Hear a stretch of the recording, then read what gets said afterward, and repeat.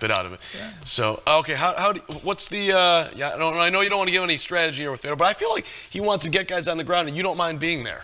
Yeah, and I think Fedor actually, because of age and because of his success with his hands, he was never a large heavyweight. And, you know, so he uses his speed as a heavyweight to actually had a lot of success. Yeah. So when he hits hard, you know, speed, you know, velocity times mass, right? So you know, he's still a 225, 230-pound guy who's been able to make light heavyweight in the past. You've seen him in bouts with Dan Henderson. Yeah. But so his explosiveness is still there. You don't really lose that ability to be powerful. That's why you see strength athletes, guys in strongman competition, competing easily in their 40s, you know? Nick Best, a guy that I lived with in Vegas, one of the strongman competitors. The guy's almost 50 years old and he still does things with weights that you don't even think is human. There are times, I mean, you can watch YouTube accounts where I'm watching him train and I'm the guy cussing in the background going, the hell is that? Right. Now, obviously you do lose certain things with age and stuff, and I think that's when it comes down to mobility and injury. I've noticed myself, you know, I'm not as flexible as I was when I was 20. I have to work at it. I mean, I never warmed up when I was 20 years old. Now I have the roll-in, the lacrosse balls. Right now in my backpack, I have a strap to stretch, you know, when I travel. And so... feels so good. Yeah, so Fedor, I feel, has gone away from his ground game, and he was probably one of the first ground and pound guys who was really proficient at it. But it requires him to take you down.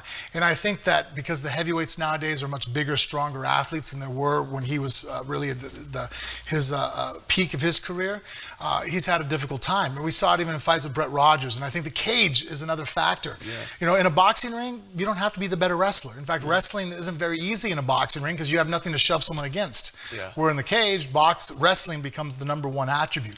It actually really becomes all three in a boxing ring. Jiu-jitsu matches wrestling now because my head doesn't get shoved against the corner. I can use mobility, I can spin and move and be much more dangerous. That's why Nogueira really had such a phenomenal career also in Pride because of the boxing ring. The ropes allow your head to slip underneath and then they just blow the whistle and they restart you in the middle, you know, and so now it's an open mat. So you have to understand submission's much better. You can't really use pressure of the third dimension to help you. And so Fedor, I feel that in this fight, still going to try to be explosive, look to land a knockout punch, which everybody has at 220 pounds or higher in the heavyweight division, especially being, you know, an elite level. If you're in a Bellator, a UFC, or an ACB, you're dangerous, you know what I mean? You know, so... I don't know if he's going to go to the ground with me. I think that he would try the opportunity if I present it to him. But I think with age that he's had a style drift. And that's why I think some of his success has actually gone down. In the past, people had to worry about being put down by him. Yeah. He was a phenomenal, you know, with his hands, quick and explosive. But what made him scary was that people didn't want to be on the bottom of him because his ground and pound, you know, was the equivalent of what Khabib Nurmagomedov's ground and pound is now. Like when people talk about ground and pound, Khabib's the best in the world. If you get on the bottom of Khabib, heavyweights might get knocked out. That was Fedor from 2001 till, you know, 2009, you know. But because he doesn't get on that top position as much and he's had so much success knocking guys out, he tends to keep the fight there. Since you mentioned Khabib, what's your thoughts on Conor and what should happen?